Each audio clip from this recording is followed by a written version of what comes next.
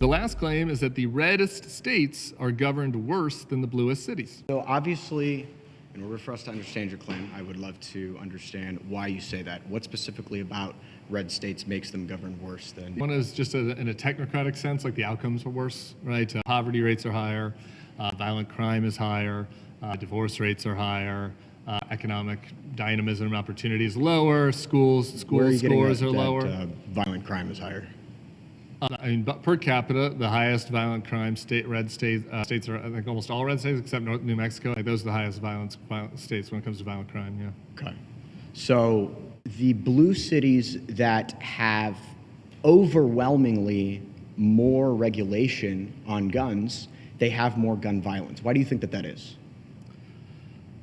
Well, I mean, I don't think that's exactly true. Well, there's some cities that have a lot of gun violence, like Chicago, and a lot of the guns are coming in from... They have some of the strictest gun regulations in the Yeah, but again, you have more violent crime in places like Tennessee than you do in places like Massachusetts and New York. But there is a ton of gun violence that's happening across rural America related to domestic violence.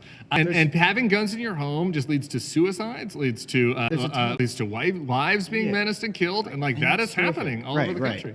But that still doesn't take away from the fact that you even agreed Chicago has the highest gun regulation in the country, and they have the most amount of gun violence. How does that work? And why is that? Why again, because we live in a free country, and Chicago is not like a fortified environment where nobody can come in and out. There's not a lot of conversation about the fact that in West Virginia, in Tennessee, in Louisiana, and Mississippi, there is greater violent crime than there is in Chicago. It's just not as in condensed area. People don't talk about it, and they're not doing anything to solve it. But objectively, it's governed better than West Virginia. What do you think about Los Angeles? Los Angeles is objectively governed better than West Virginia or Oklahoma on every score. Where would you want to send your kids?